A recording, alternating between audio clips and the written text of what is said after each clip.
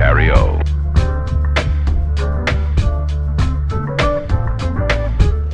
Oh, munchkins.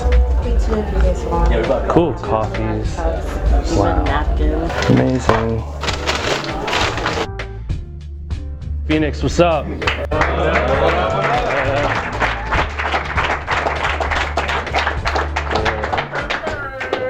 Man.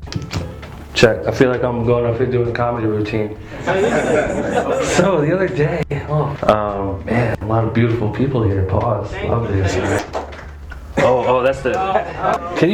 Josh? Can you imagine in New York, like, you get punched in the face for that? Not you, but when you when you meet someone and like you don't really like the person, and like you know how you bring it in when you like them, but if you don't, you like go the opposite direction. You should come in so expecting it, and then you don't get it. So it's like, what's up, bro? You doing good? Yeah. It's like that felt like so bad, right? Like it's like very offensive. Damn, homie, like I can't get any love. Like. And so we're just kind of like as a team starting to build the chemistry. I like that. Yeah, and that's one thing that I'm gonna. That's one of the kind of subjects I'm gonna push on you guys tonight is the idea that if you're a producer, one of the number one things you should be doing right now is developing artists and creating some type of clique, of a group of people that you could just continue to collaborate with and create a group with. You literally have the power and the resources to bring people together. Misconception that in order for me to like blow up or have a fan base for whatever reason, like fit in, so like I need to have the same fan base as like I'm trying to like take Kendrick's fans and Cole's fans or like Travis Scott's fans. And really what's happening is there's just so many people now that are consuming music. Everybody can create their own little, I call it tribe, right? If you switch your thinking up and think about your fan base as your tribe, having this like concern to cut through any noise kind of goes away, because that statement doesn't really make sense anymore when you think of it that way. And saying, okay, Russ has millions of fans, Logic has millions of fans, Russ has fans, I can have that too, and we can both coexist. So let me just do what I do and create my art and stay consistent and communicate with people that like my music and people I attract, and that's it, end of story.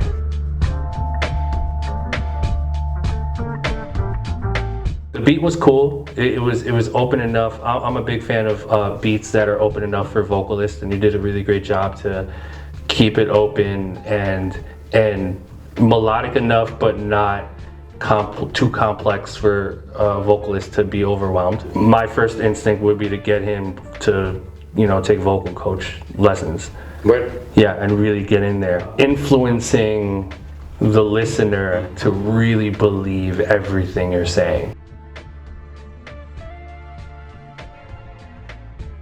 Right now, like especially with that sound, like, people say like, oh, this sound is like, people don't listen to it anymore, whatever it is, but to me that's a misconception, because there's so much good music out there that has that bop, and there's a way to do it to make it sound fresh and new, and I think that's a good example of something that like feels nostalgic but still feels current. When you're doing that kind of music, what you want to do is continue to align yourself with people that are on that frequency too. So look, like you said, look for one or two artists that are really locked into that kind of sound, that that show that they're dedicated and want to be consistent in doing this. But part of that is your job too. Make the environment as conducive to being as productive as possible. If you can get to that point where you can teach yourself how to engineer, you have this setup, you have the mic, you have everything, then you can take care of all that shit.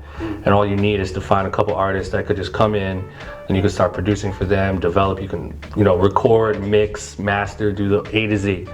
And that's what I did in my early days. Like when I first started, like that's kind of how I got my relationships and my chops up, was like, you know, I was working with like Sky Zoo when he was like brand new, and that's how I learned how to like really produce. You know, a lot of my like newer fans, they don't really know like my history, and I learned from working with like some of the most insane rappers ever. You know, I learned from mixing and tracking Sky Zoo, and like That's how I discovered you. yeah, Sky Zoo and like Fonte and Pooh from Little Brother, you know, Joel Ortiz, like Slaughterhouse in 2012, like that's how I learned. Take initiative and make the beat. It's like I became valuable enough for those guys to either want to continue to work with me or say, yo, you should work with Illmind. If you come to my studio, we're leaving with a song. Like you're not leaving here until we have a song. That's the kind of initiative and energy you want to put out if you want to make moves.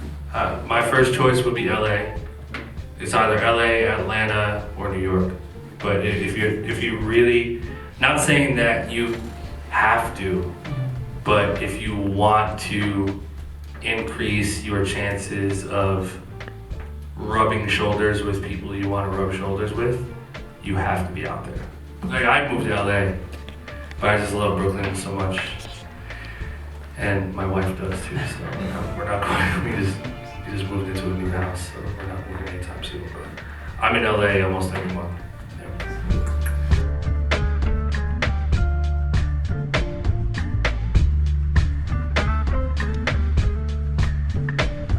808 sounded like it was kind of muddying up the mix. Give that a little thump. There's a plugin I like to use called D16 Decimort. How many of you guys use Decimort? Yeah, Decimort, it's kind of like sausage fattener where it just, yeah, it's like almost the same thing. I like Decimort because there's a little more options to like mold the sound, but I like using that on my kick drums to kind of give them like this thicker kind of sound. So yeah, give that kick drum a little bit of love. Turn down the 808, but overall, good job. A lot of potential. That necklace was a Death Star at first from Star Wars. Love Yours, J. Cole, like Changed everything? Yeah, like it's like Love Yours. Love Yours, yeah. I mean, first of all, thank you. That was one of the highest, biggest honors in my career. Like just being really honored to be a part of that song. Cole, he's just a phenomenal artist, and he's mindful about making music that people really like resonate with. Yeah. You know, and also obviously shout to Cardiac and Critical for like producing that with me, but just being part of that song, it's amazing. I tell people all the time when people ask me like, what's your favorite song you produced? Yeah, like that. Literally Love Like Yours. literally that was it. Like I'm like, that's cool with Murder, you know, like whatever. Love Yours is the most important song I've ever done, and I think it will be forever. You know, like, that song changed my life. Appreciate you. That shirt is fire too. By the way. Thank you. My gosh. Yeah. Clap it up for yourselves one more time. This was amazing. There's a couple of things I wanted to say.